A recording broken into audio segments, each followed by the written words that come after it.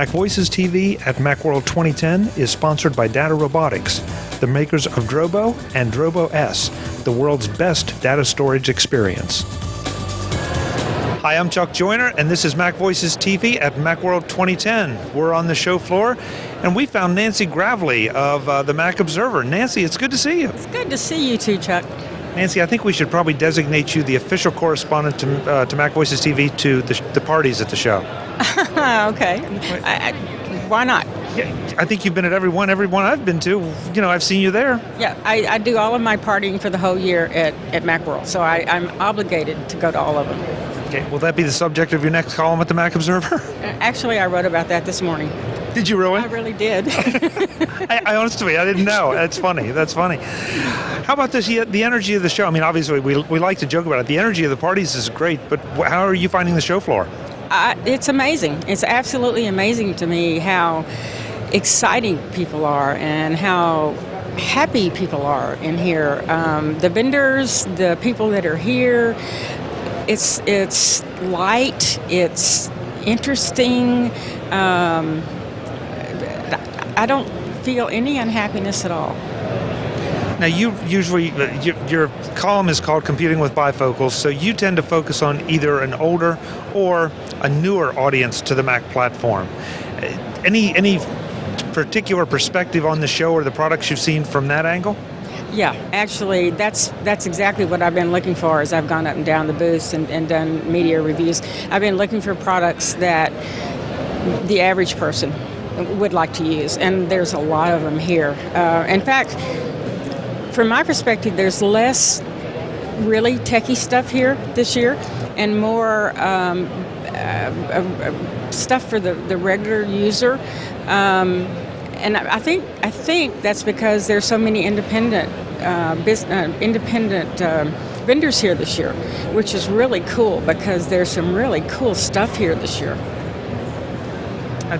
You know, it's good because some of us, I mean, if we've been around this a little while, you start to get jaded, and you will walk past something that doesn't apply to you or you think isn't terribly cool that a brand new user sees in a completely different way, and that's sort of the beat that you cover. Yeah, that's exactly the beat that I cover. Stuff that's going to make it easier for people to do what they're trying to learn how to do, or just what they need to do in a way that they can afford. I looked at a product yesterday, and I don't remember the name of it. I've looked at so many things, but it's designed specifically to work with the iWork package, Keynote, Numbers, and Pages, to transfer PDF files into those applications that we use all the time and then edit them. It's great. It's not expensive. It lets those of us who use those applications do what we need to do, no sweat. I haven't seen that one yet. It's called, I'll write about it. Okay. Yeah. And we'll put it in the show notes because we'll both have to go and find out. But, but that sounds like exactly something we'd all like to do. PDF is such a standard. Everybody gets PDFs, and if you want to do something with it, especially enhance it, wow, that's a nice option. Yeah, and to be able to put it into Pages and manipulate it and do whatever you want to with it. It was a great app. It's not expensive. It was totally easy to use, and it's for all of us.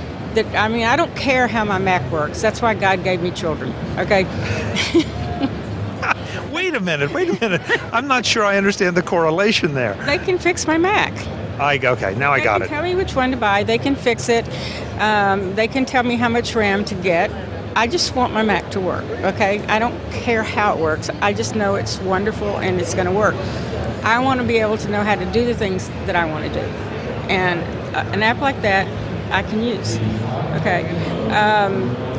The iPhone apps that are here are just amazing. They are absolutely amazing. And the people that are here with them are the people who made them. There's one company here, it's called Yapper, Y-A-P-P-E-R. It's been in business for 8 weeks. 8 weeks, and they have a booth over there. And what it does is it will make apps for you. You fill in the blanks, you make your app, you pick out your own, and you can submit your own icon or you can use one of theirs. They send it to Apple. It's instantly approved, and you have an app. So if you have a mug, like we do, then we can have our own app that has our own mug icon, and we can put it on the App Store, and anybody can click on there and find out what's going on, or our members can click on there and find out what's the latest stuff going on from their iPhone without even having to go to their computers. 8 weeks, and they're having a booth at Macworld 2010. That's right. That ought to send a message to somebody about the importance of this show and the ability to make it affordable and get here and get in front of this enthusiastic audience. Right. And I asked the guy, just because I did, how much his booth cost. It cost him $995. Even a small company can afford, and it's a little tiny booth, but he's getting the people that he needs to see to tell him about his app. Well, we just talked about it. Right, we did. We just talked about it. And I'm going to be reviewing it, which wouldn't have happened. I'm going to be doing a whole review, which wouldn't have happened if he hadn't been here. Nancy, you bring up the iPhone app so naturally from the new user perspective, from the senior perspective. What are your thoughts on the iPad? I know we haven't seen one yet, but just from what you've seen, where is it going to fit into your readership? I think it's going to depend on what people do. What do they need it for? The first group that I can see just getting really, really excited about this is people who are in some way or other visually impaired. It's going to be a godsend for them, because where they can't do things on the iPhone because they can't see, they're going to be able to do all these wonderful things on the iPad, particularly as the next generations of them come out and you can do more and more things. I have a couple of friends who work on the floor where they manufacture things, and they're really, really excited about this because they're going to be able to carry, they think, the iPad out on the floor instead of their laptops to do all the stuff that they have to do. I think that some beginners are going to be afraid of it, like they are always afraid of anything that's new, and they're going to wait to see what happens with it, and then they're going to jump on it just like they jumped on the iPhone. It's going to be product introduction just like everything is with Apple. Some people have got, they're going to wait in line at midnight for the store to open at 12. And I've done that. Haven't we all? Yeah. And some people will wait, 6 months to buy it. And it's just going to, I think that the use of it, I haven't seen it demoed. And I don't know what it can and can't do. But I think it's going to have a niche market just like everything else that Apple puts out. The people who need it are going to love it.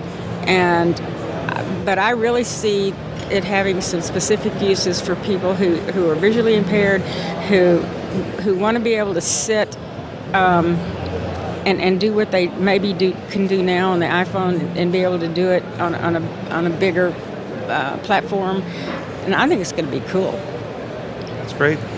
Well, I'm looking forward to having you back on the Mac jury as the year progresses, because we certainly are going to have a lot to talk about as the iPad develops, and there are always one or two Macintosh things going on.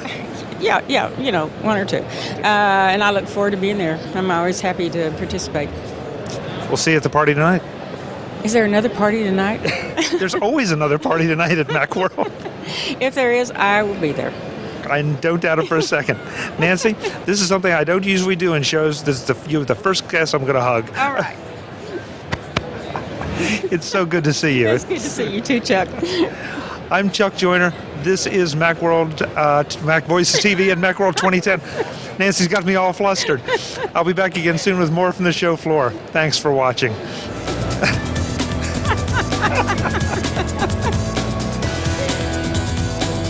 MacVoices TV at Macworld 2010 is sponsored by Data Robotics, the makers of Drobo and Drobo S, the world's best data storage experience.